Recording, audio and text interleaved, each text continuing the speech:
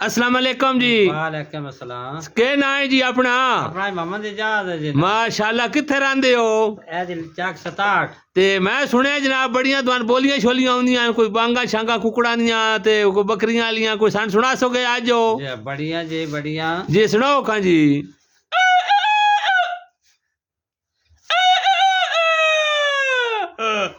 एक कुकड़ दी बांग है ना 3 बार सुननी है।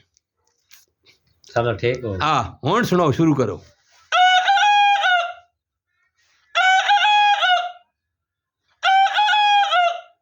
ये केड़ी बांग है? ए जी असेल कुकड़ दे। अच्छा हुण केड़ी देनी है? हुण जी मिश्र देनी। हाँ जी देवा जी।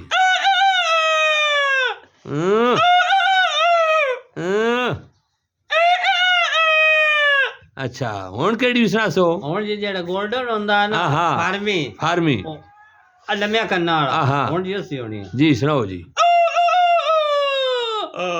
माशाल्लाह माशाल्लाह।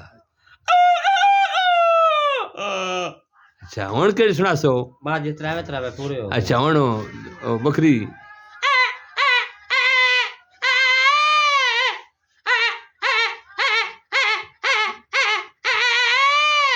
ए जनाब वीडियो चाचा मोहम्मद इजाज साहब दुआन काड़ी सोनी बोलियां सुनाइयां। अगर जनाब पसंद आवे साडा YouTube channel Liaqat village and subscribe करना है, शेयर करना है, लाइक करना है, साड़ी आने वाली वीडियो थोड़े तक पहुँच सके। ते चाचे रन दुआवां याद रखना है। जिंदगी बाकी मुलाकात बाकी। अस्सलाम।